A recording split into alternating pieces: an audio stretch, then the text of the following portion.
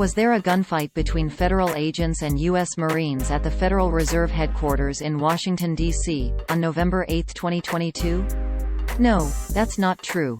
A public information officer for the Metropolitan Police Department of Washington, D.C. told Lead Stories that this claim was not accurate. The claim of a gunfight came from Real Raw News, a website that has a history of fabricating stories that contain misinformation. A Real Raw News disclaimer states that the site contains humor, parody, and satire.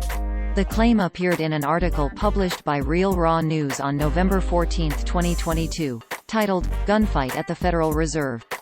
It opened, quote, "While most Americans sat glued to televisions and electronic devices on the evening of November 8, a blistering firefight between U.S. Marines devoted to restoring order to the Republic and federal agents loyal to the criminal Biden regime took place at the Federal Reserve Headquarters in Washington, D.C., with the Marines suffering a crushing defeat," Real Raw News can now report.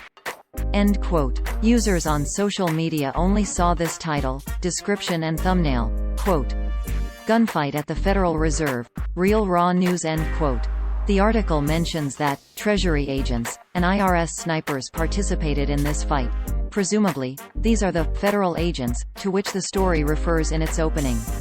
In a November 15, 2022, phone call with Lead Stories, Washington, D.C. Metropolitan Police Department Public Information Officer Paris Lubel denied that this claim is accurate. Lubel added that the police department had not heard any such report. Lead Stories contacted the U.S. Marines, the Federal Reserve, the U.S. Department of Treasury, the Internal Revenue Service and the Pentagon. We will update this story accordingly if responses are received. Such a gunfight would be major news, but no national media outlets have reported on this alleged event. The websites of The Washington Post and ABC News, for instance, show no results related to the supposed clash.